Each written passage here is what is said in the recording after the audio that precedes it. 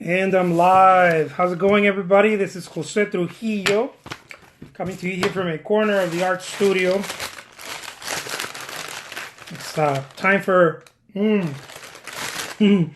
motivation. No, Motivation Monday was yesterday. Today is Marketing Tuesday, you guys. Marketing Tuesday. Today's where we talk about everything to do with marketing as an artist. Okay? Taking a little break. And why Marketing Tuesday? Why marketing? It's so important as an artist to understand just marketing in general. You know, it doesn't have to be this high-end thing. It doesn't have to be some very intricate or strategies or techniques or anything like that. Just very simple marketing. You know, why don't we start there? Very simple marketing. As simple as start telling people, hey, look, this is what I do. As simple as a business card, even though those things are totally outdated. As simple as visiting galleries, museums, or whatnot, and rubbing shoulders with people and telling them who you are, what you do, informing, right? It's about connecting. It really is about connecting. The whole thing is about connecting. And I didn't get this until later on in my career. I used to think that there was something clever that you had to do as an artist, you know, that I had to do. There was something clever, something really sneaky and smart, you know, and not necessarily something bad, but something that, you know, someone's in the know and I have to figure that out. And I spent years like that, many years, thinking that was it. The problem with that is that there are strategies, there are techniques in marketing, but it always comes down to you. So you may know a technique or a strategy, but if you don't implement it with strength, you won't make it happen.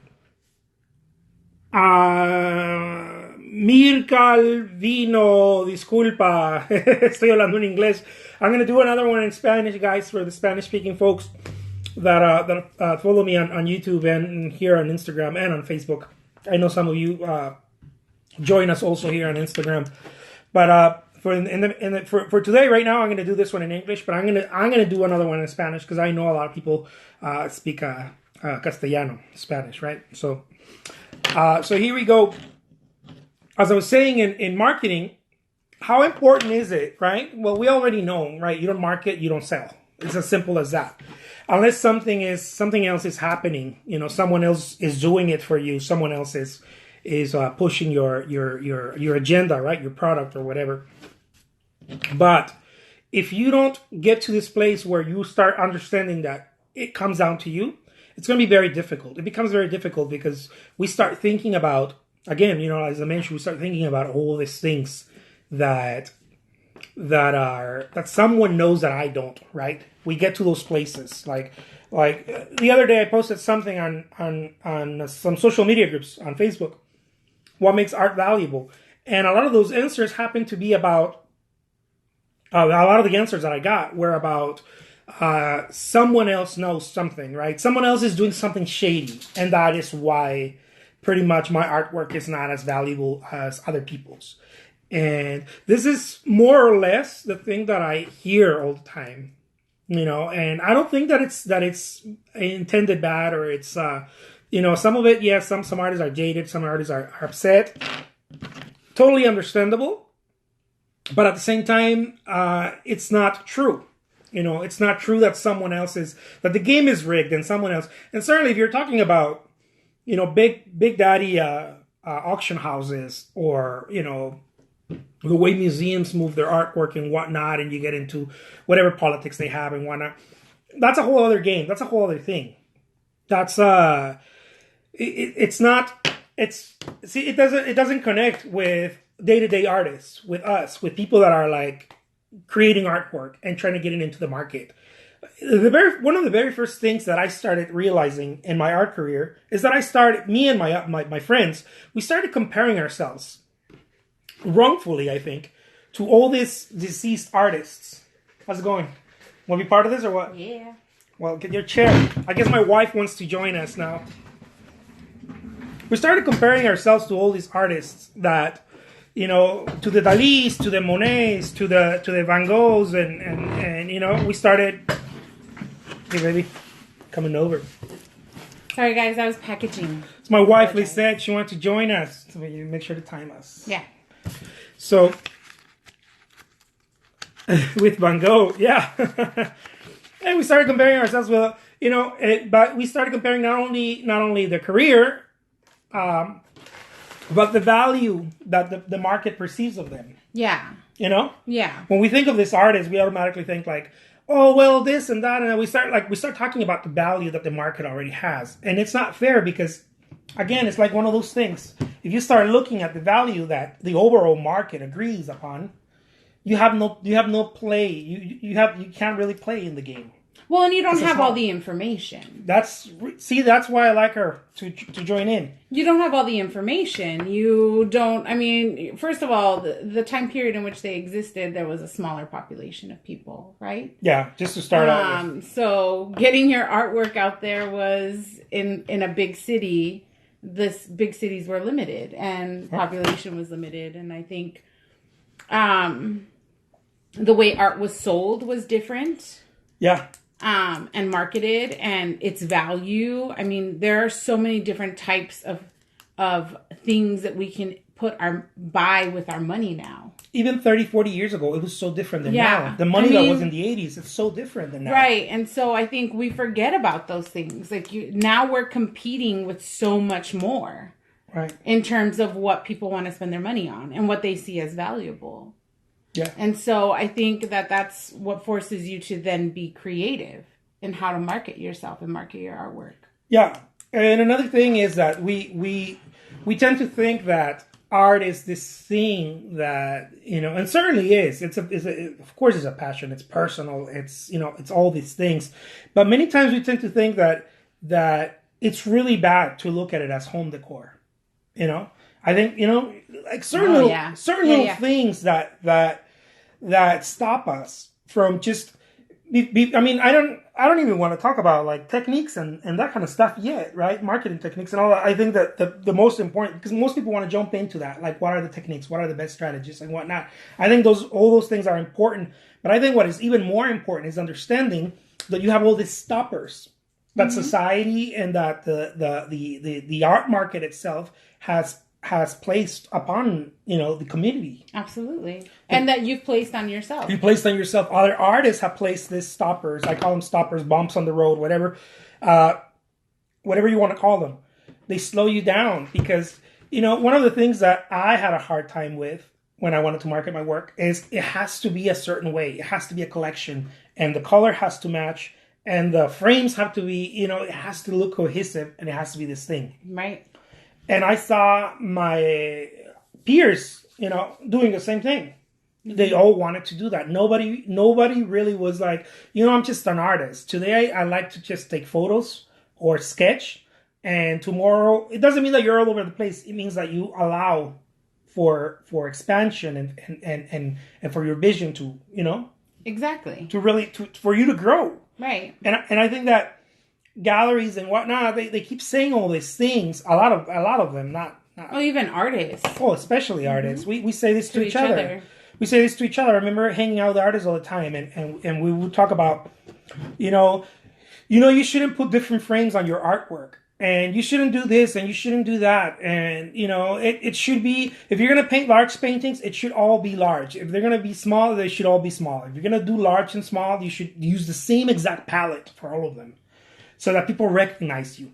Because it's all about being recognized, so that people recognize you.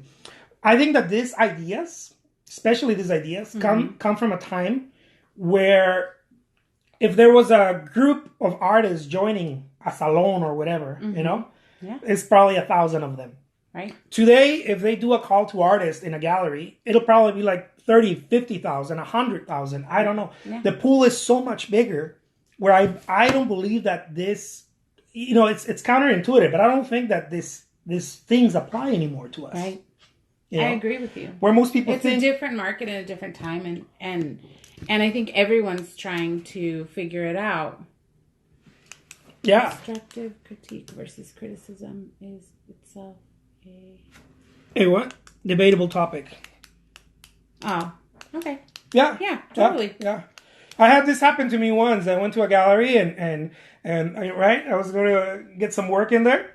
Mm-hmm. And for some reason, we were talking and I was trying to get the work in there and we were just about to shake the hands, right? We were just about to sign something. I think that there's a difference between somebody giving you constructive criticism and I think that this is one of those rare spaces when you work for yourself or you do something for yourself, and we've talked about this before, everybody has an opinion. Yeah. And so everyone and their dog. It is debatable because art is personal and we all have different likes and dislikes, right? Totally. But in terms of someone critiquing how you get your art out or how you run your business or how you bring income into your home, that's when you maybe create a boundary and say, it's yours only. I value your opinion, and you also have to value that that's a boundary where maybe I won't have that discussion with you. Because there's a difference between talking about art and art expression and art creation, mm-hmm. and then a difference in how you market or how you work your art business. How you bring food to the table. Those are very personal things.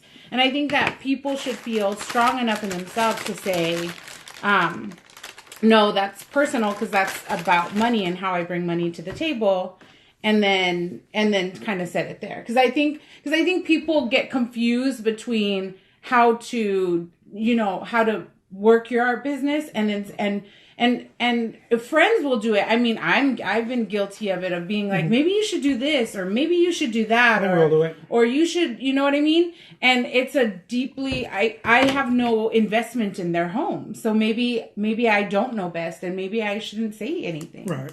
You know? This happened to me where I started selling artwork, right? Mm-hmm. At different price points and different sizes and different price points. And, mm-hmm. And I started getting like a flood of criticism. Oh, yeah. It was horrible. When I mean a flood, I don't mean 2 or 3 people. Like a flood of criticism. Yeah. And people telling me, I don't like the way you do it. You should really price them really high, which is something that I started doing when I was about 16 years old. And then you never sold. I never sold anything because I didn't know how to sell. It wasn't that the price was off. It was I didn't know how to sell it, and I wasn't ready for that. Right. Sometimes you have to be ready for certain prices. You have to know how to communicate the prices mm-hmm. and how to communicate the value. Yeah. For that value to be exchanged. And then how to create an experience for a person buying at a higher price. A higher price point is a higher... changes customer service and the experience of the expectation they have as well. I agree. The pre-sale, the sale, and the post-sale experience has to be very high. If not, people might start dropping you. I don't know. We realize that in our small business. Yeah. But I started getting all sorts of criticism where people are like, you know what? I don't like the way you're doing. You should do it this way. You should do it that way. On and on and on and on. That had nothing to do with the art, by the way. It had to do with the business. Or the way, or the way that we conduct business, or this or that. And it got to a point where I started realizing, you know what? When I wasn't selling anything, nobody bothered me. Everybody applauded. Everybody was like, "You're doing great." No one wanted. And those are stoppers. And those are actually barriers. Those are that's like those are moments when you have to check your self-worth and your self-awareness to be like, if I can't pass this barrier, then it's going to be hard for me to get to the next level. Mm-hmm. They're like challenges for you to work through, to mm-hmm. be like, okay, I have to surpass this barrier because I know that my future is that of a successful artist. And this is a challenge that's going to force me to break a paradigm or break where maybe I feel uncomfortable. Yeah. Maybe you have a personality that's not assertive. And so when these comments come and they come frequently, that's you being forced to learn assertion. Yeah. Or, you know what I mean? So that you can move into a different room of success. One of the very first, with other players, with other people that are selling their artwork. Or totally. One of the very first mistakes that I did, you know this, mm-hmm. is that I started listening to people who I thought were worth listening to, but were not authorities on the subject. They were authorities in my life. There were older siblings. There were older friends. Mm-hmm. friends that I respected a lot. I respect their friendship, right? And on and on and on. My mom, just friends in general and whatnot.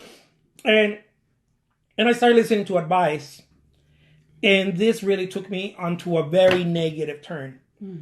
And I hear this over and over from gurus and mentors online. Dude, you gotta at some point listen to yourself, right? And you have to trust yourself. And if you're gonna listen to someone, make sure that they're somewhat authority on the subject, or look at the fruits. Yeah, because when you're just getting started, marketing is really how well you speak about yourself, and how often you speak about yourself. And because no one has the money, I mean, unless you borrow, I mean, no one really has the money to do true marketing as we know it it's too expensive in its essence. And so you are your commercial every time. And if you sound unsure, or if you're easily swayed off of your path, then you're not effectively marketing your success or your work, right? And so I think that that's where most of us get stuck and stop. And that's the biggest hurdle to getting your artwork out there. And this is another thing. We think that the marketing is up to something else. Like right now when you mentioned, it's up to a budget. It's not up to a budget. It's up to you. It's your effort and how you see yourself. How highly you talk about yourself. There were times where we did not talk highly of our work and our effort. We were so you introvert in such a better place in life than we had been when we closed our shop and stuff. Yeah. So I was very grateful and very honored to be doing the work that we were doing, and so proud of you and all the effort you were putting in. And we many times we weren't our best marketers in those times. No, not at all, because I was afraid of saying saying the wrong thing. I was afraid of showing my work, thinking that, maybe my work is not good enough for many people to see. Thank you so much, Shop Ears, Pasadena. I was afraid of all these things. I was afraid of talking. I was afraid of sounding salesy. This is one of the things that always bothered me. Like, I want to sell. And I know there's people out there marketing this thing, like how to sell your work without selling yourself. The bottom line is that you have to sell. And this does not mean that you have to sell out. You have to come to a place where you have to sell. And whether that means face to face, like I say, toe to toe, pecho a pecho, like we say in Spanish, or you're doing it online. Either way, it's all face to face. Yeah, it is. It's all face to face. Like right now, I'm talking to you guys. It's a connection. It's face to face. Whether it's not. It might not be mutual the same, but I'm showing my face. I'm here and showing up and talking to you guys about something that I believe that that I can bring value to you. But regardless of what it is, it comes down to your personal effort. And this is one of the things that we have a hard time understanding as artists and in general. We think that someone else is going to be able to do this for us. Some art agent, some gallery. It's up to the gallery. Why won't the gallery sell? I remember getting so upset, right? Well, you and I have talked about this. How many of us have had the experience where we already know all the information there is to know to do something? Oh, man. I mean, we interact with people like this all the time. They have the answer. We all have the answer. But they're looking for... The reality is that we're not aware that we want someone to do it for us. We don't realize that that's a stopper. And so, but we have all the answers. I mean, if we talk about diets or... everybody knows what to do. Everyone knows what to do. I know what to do. When do you stop eating? Everyone's like, oh, I don't eat after 7. Or you know what I mean? Or everybody knows. The info's out there. Art marketing or art expectations or... what's happening. We all have information all the time. And the reality is that it's implementation. That's the hard part. And you and I used to talk about this all the time when I would say, when will you become the authority? Because at some point, if we keep seeking information, it gets muddy. It gets too muddy, especially when you're seeking information from different people, different sources. There's too many sources. I may be telling you here, you know what, go for it, don't stop. And then you go to some other source. By the way, check if they sell artwork. If they're not selling artwork, you might not want to be listening. You may go to another source that says, take your time, think things through. Figure out your best options, study the subject, pay attention to the gallery, study the gallery. You're gonna go on an attack. All these people say all this time.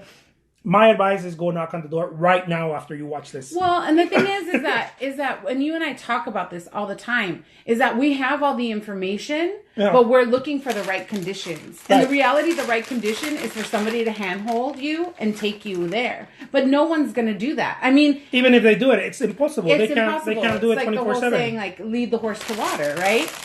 And the reality is that we have to be accountable and push ourselves forward and keep going. And there have been moments where you and I have wanted to give up completely, right? Oh, many moments. Oh, well, I think the good part about this is we've never wanted to give up at the same time. Yeah. Like when I'm like, oh, I can't do this anymore. He's like, we got this. You got this. And then vice versa. And and I feel like... by the way, most of those things, 99.9% of those things... are mind Fs. They're mind ifs. It's not true. Yeah. There's no such thing as working a lot. There's no such thing as I'm overwhelmed. It's not true. Your mind is overwhelmed. Mm-hmm. And a lot of times we're trying to seek perfection. It's Again, the right conditions, the right the right person to mentor you. And most of the time, if you're sick, if you have the flu, you're not waiting for the right condition to go to the store and buy medicine. Yeah. If you don't have any at home. Exactly. You go. You're like, I'm not gonna die here. I have the flu. I gotta go to the doctor, or I gotta go. You know what I mean? The thing about I'm sorry, honey. Okay. The thing about marketing and your career and all these things is that something has to press hard on you. Mm-hmm. Some pain. You have to be able to feel the pain, and most of us will do whatever is only necessary, not whatever it takes, in order to get our goals, in order to get our ball rolling, whatever that is. I'm not talking about artwork. I'm talking about people, humans in general. Like you want to, I don't know, maybe you want to go the next stage in your job, or maybe, I'm not playing guru here. I'm just talking about my personal experience. My wife is here. She's watched me grow in this. Mm-hmm. I've grown with you. You've grown with me. We've grown together in this, and we realized, my God, it's all effort, and it's not hard. It's just getting yourself to do it. Mm-hmm. It's getting to that mindset where you realize, man, I don't have a shortage of time. And I know this is not popular. People don't like it when I say this. There's no such thing as a shortage of time. There's no such thing as a shortage of resources. Those are all excuses. We use these things in order to contract and to use reasons making sense of why things aren't happening.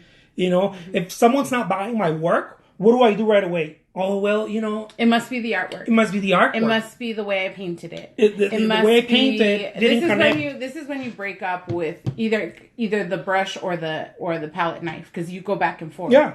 And now you're so much better about utilizing perfectionism. It's the mother of all. But I think the reality is that you blame the external. Yeah. Instead of looking at where am I utilizing my efforts and my energy? Maybe I'm not using my efforts and energy effectively. It's always energy and effort. To make sales, to get my work out there. It's always something that we're pushing. It's got to be something external. It's that. That's the problem. When I turn into a whiner little baby. A little baby. A little baby. We all, unless you don't drink from that water anymore. But when I turn into a whiner little baby, for lack of a nasty word, I start going into the external. I never think it's my fault. I always think it's something else. The art is not right. The weather is not right. Mm-hmm. I don't know. I think the allergies are not allowing me to paint. Oh my gosh. I blame allergies all the time. Everything else. And really it's that maybe I watched an extra episode of Stranger Things and that's why I'm tired. Right? I wasn't. Stranger Things. It was good last night. Huh? I wasn't diligent enough to just turn it off because I knew I was going to have a busy day the next day. Yeah. Right. But it's all these ideas of shortages. It's accountability, right? I don't have the right colors, the right canvas. Mm-hmm. Think of anything. The gallery is not selling my work. No. You ain't helping the gallery sell the work. And you only have one gallery, which is my big problem. You should have 3, 4, 5, 10 galleries, 20 galleries. Why not? Right. The more eyes, the more opportunity. Little tip right there. The more the merrier. But that's the problem. It's always external. It's something else, and it never takes accountability. So, in order for us to move forward in marketing, you two are perfect together. Oh, thank you. You should see when she's like, go paint something. I'm rarely like that, but yes, I do sometimes. Like, quit whining, go paint. But I do think that, and let's say you don't have a partner that's gonna push you, right? Yeah. Then I would say that's hard. That would be hard to have someone not be able. Because self-awareness is hard sometimes when you don't have the mirror to be like self-awareness. That's where it's at. To have someone to be like, whoa, you've gone down the pity party road, and you need to reel it back, and we need to get back on track. Especially if you're boozing or you're smoking, you'll go down the road. And maybe this is when you start creating habits where you can create space and awareness for you to gauge a reward on effort, and for you to keep track of your goals. And that's when we talk about writing down your goals every day, maybe twice a day, maybe once a day. Leaving notes up for yourself that remind you, I have this goal, I have these tasks. I do everything by my calendar on my phone. I think the phone is a magical tool. Oh yeah, it's a magic wand. And I have reminders all the time on my phone that will tell me, don't forget about A, B, and C has to happen. I have a reminder that tells me that I'm enough and that I am worthy of success and worthy of the hard work and effort I put through. And so sometimes it's just creating those touchstones so that you remember to keep pushing to being your best self and because you're your first marketing campaign. And so if you want to market your work, you have to show up. You got to buy in first yourself. And you got to buy into yourself so that you can sell the dream. You can't sell artwork. One of the things that I hear often when people email me and they're like, dude, I'm not selling my artwork. What do you think is going on? Not because I think I'm some sort of guru. I'm not claiming to be any of that. I make a living with my wife and my kid, and I've been making a living for the past 6 years. I'm extremely grateful. That's all I know how to do. I know how to make a living, and when we do all right, make a good living selling artwork. But I'm not trying to tell you, oh look, be like me and blah blah. No, I'm just trying to share with you guys. We want to make a better life. Yeah, we're working on making a way better life. But going beyond the challenges that suppress us, and they're mental.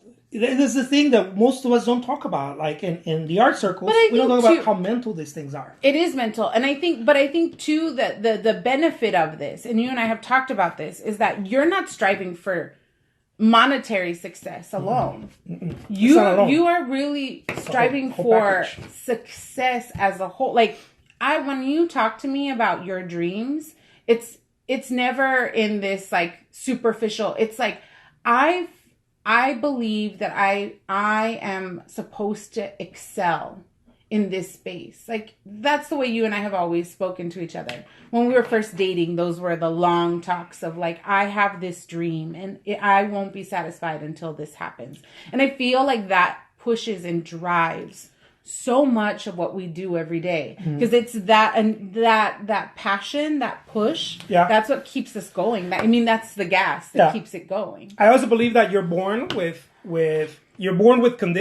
a condition with a potential in you.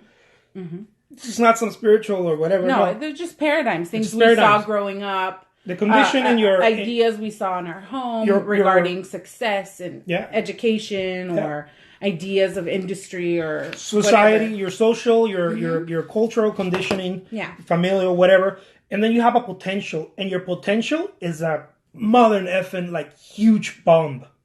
You are the next Michael Jordan. You are the, whoever, the next Madonna. You are the next Picasso. And this is not far-fetched. If those bastards could do it, I can do it too. You can do it. Mm-hmm. It's in us. That's what has taken me so long to understand. Mm-hmm. And until I started understanding that, it's when I started being like, man, I'm the world's greatest living artist. Yeah. Oh man, how did I not know that before? You know? Thank you, Kay Hildebrandt. We do feel lucky. Yeah. So we're gonna end in like about 10 minutes. Ooh, we still got 10 minutes. We still got 10 minutes. Let's some hearts. But I wanted to, because what we're talking about too, I was listening to Dan Rather's America this morning. And he had Mark Cuban on there. And Mark Cuban was talking about success and blah, blah, blah. But that's really not where I'm going. Billy Killing. Today, an example of what we're talking about. It was Dan Rather's birthday. And there was a call-in that said, what is your greatest accomplishment? And he said, gratitude, learning to be grateful. And when did you learn to be grateful? He said, in my 70s. But I'm glad that I got there because that was late for me to recognize that I needed to be grateful. And then they asked, what is your regret in your career? Like looking at your birthday today, looking back. And he said that I didn't do enough and I could have done it better. Yeah. And when he said that, I was like, I get that. I get that because you and I wake up every day and we have to get ourselves in the mindset of like, I can do more than I did yesterday. Yeah. And it's hard. It's hard to force yourself. Like I didn't even do my makeup today because I was like, oh, I got to get up. And you forget that today is a new opportunity to do more and to be better than you were yesterday. Yeah. Absolutely. That's the hard reminder. Absolutely. And every time that we want to go and move forward, this is another thing. We get clustered with how, like, all these ideas. Like, how is it going to happen? How is it going to get done? That's the problem. Start doing anything, whatever. Just get started. How is it going to get done? It's the biggest stopper that I've encountered. I personally have encountered. I think that I'm not alone in this game. How is it going to get done? Okay, I want to paint this amount of paintings. I want to create this amount of masterworks, right? Large masterworks. I want to be able to show in this many galleries. I want to do this. I want to do that. How am I going to do? How am I going to break up my day and do all of that? And I have to still take my kid to karate. And I have to take my wife to dates. And we have to hang out. And we have to, and this and that. Oh my God, how am I going to get it done? Dude, relax. Relax. You can't get anything done by thinking about it. Yep. You can only start doing it, and then it starts happening. What was that saying that your mom had about just doing? About doing what? Oh no. Yeah. I don't know. She used to use the whole thing about when you pray, move your feet in Spanish. There you go. When you pray, move your feet. Yeah. That's what it was, but it was in Spanish, and it's actually it's a Quakerism as well. But I always liked when your mom would tell us that because it made so much sense in a pragmatic sense that if you really want something, you have to go get it. Yeah. And that always made a lot of sense to me because my dad, came from that space of like, if you really want something, you don't wait. You have to go and make it happen. Yeah. He's got a great one. You want to share it with them about the pen? Like you either walk away or you... Oh shit, or get off the pot. Yeah. Where your mom had a really nice one that was like, pray, move your feet. And my dad was like, shit or get off the pot. Yeah. Right? Yeah. I mean, that's really life, either do it or don't. Yeah. You can't think your way through. You're not going to think your way out of this one. It's not going to happen. If you want the galleries, if you want the exhibits, if you want to create the artwork, you're not going to think your way through it. Right. You're not going to do it. It's not going to happen that way. If I want a six-pack abs, I can't think about it. No. I'm not going to think how can I, if I repeat it, of course not. Well, you do have to remind yourself that you're capable. Though. No, yeah, but I'm not going to think it through. Right. It's going to come down sooner or later. It has to come down to action. It has to come down to the sit-ups that you're going to do. Sooner or later it has to come down to that. So better sooner than later. I think our experience was saying bye to us. Bye, our experience. Thanks for joining us today. Thank you so much. So yeah, guys, that's pretty much it. What time is it? Is it our time? There's like 5 minutes. Oh, we got 5 minutes, guys. We can explode this. We got 5 minutes. We can. You know how much you can get done in 5 minutes? A lot. Jeez. But yeah, I think that's really what you and I talk about this all the time. But I think that's the one thing I wanted to convey with all of you guys is that you just gotta really tell yourselves, I got this, and be your best marketing self. Yeah. And when it comes to marketing, guys, please remember this. There is no budget you need in the beginning. Even when you're going at it, you'll know what to do next. The thing is that the road shows us the detours. We can't, you can't look at the detours from over here. Everybody wants a perfect map. Yeah. But life doesn't come with perfect maps. You just start walking the walk. And then it starts showing you, okay, now do this. Oh, okay, this percentage, There's a fork in the road, or there's a log in the road, and you have to now jump, or you have to move this way, or you have to wait. Stay the night here, and then you move over here. It'll show you the next step. They want to know how we met. We met randomly at a baby shower. Yeah. Well, we had met 2 years prior. And he didn't like me, I didn't like him. We didn't hit it off. Whatever. And then she loved me. We met 2 years later again. We bumped into each other at a baby shower. So that's how we met. Yeah. Anthony, oh yeah, knocking on doors, man. Going out there and start selling, start talking to people. That's really what it is. There is no magic formula. Mm-hmm. Just start talking to people. If you need a magic formula, it's gonna be so hard for you. Yeah. If you have no budget, you have to put big boy pants on. Yeah, if you have no budget, you use yourself as your marketing tool. It's gonna come down to effort. You jump on Instagram, you jump on Facebook, you go out into the local art scene, you talk to galleries. You have to have the need. You meet interior designers, you do whatever it is that you can locally and on the World Wide Web. Luckily, we have the World Wide Web, and you use them as tools to put yourself out there. But this is the thing. This is the thing I want to say. It's effort, right? It's effort. Mm-hmm. It's not going to happen by posting on Facebook every now and then. It's not going to happen by posting on Instagram here and there. Right. You have to. It's going to come down also because a lot of us. Time. When you don't have money, you need time. You don't have money. Right. You have time. You either have one or the other. Right. When you have money, you don't have time, and then you buy time by buying employees. Well, and not only that, but really when you're paying for marketing, you're paying for someone else's time to do the work. Exactly. Of marketing. So if you don't have money, you have the best resource, time. Right. Time is more expensive than money. Yeah. I mean, the money, it's more valuable than money. I mean, that's what people charge for is time. Yeah, it's the most valuable thing. Right. Your biggest asset is time. Right. So it's not like, what is this? What is that technique? Oh, what's the strategy? How can I do it? No, you got 24 hours. Figure out which ones do you sleep and figure out which ones you're going to go in battle. Yeah. Into battle. And it's never too late. There's this woman on Instagram. Her name is Batty Winkle. If you guys ever get a chance to look at her. Batty Winkle, it's awesome. Her story is really fascinating. She's like in her 80s and she posts all these amazing fashion posts. And she's a little out there, but I mean, it's never too late to go out there and market yourself and to get something doing. She said that her husband had passed and she had all this free time. She had the time to market herself, and so that's what she did. Don't just rely online. This is one of the biggest mistakes a lot of us do. I know I've done to just rely online. It has to be everything, online, offline, because it's not because one thing works better than another. It's because you want to be doing it all. You want to talk locally. You want to open a little boutique if you can, a little gallery. You want to get together with artists that already have an artist pop-up. Participate in that. Co-ops. Be everywhere you can.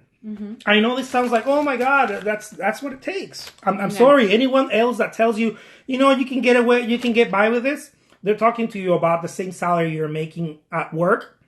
And painting for a living is very hard. It's not like going and punching in and punching out. No, it takes a lot of effort. I'm glad our experiences, you went and looked at Batty Winkle. She's awesome. Dude, Batty Winkle's awesome. She makes me smile. Okay, but that's our time's up now, guys. And so thanks for letting me jump in late. I was pulling some orders, so I wasn't able to get in. Plans for the upcoming 2 months, guys. We're not trying. We're going to put a podcast together. That's what we're doing for the next couple months. We're still trying. No, there's no trying. We're either trying shit or get out the pan. Shit or get off the pot. Oh, the pan. Maybe because they had like those. It's like maybe it's an old saying from I don't know where it comes from, but some sort of pot was used. Her dad is like a cowboy. That's why. But you guys have a great day. We'll see you tomorrow. and go paint. Go paint, go create, go talk about your artwork with like 5 people today. It's action, guys. It's action. Nothing else is going to beat action. And, many blessings to all of you. Yeah, keep it real. Keep it real. Or for all you Star Wars fans, may the Force be with you. Yeah. All right. May the Force be with you. Take care, guys. Bye. Bye.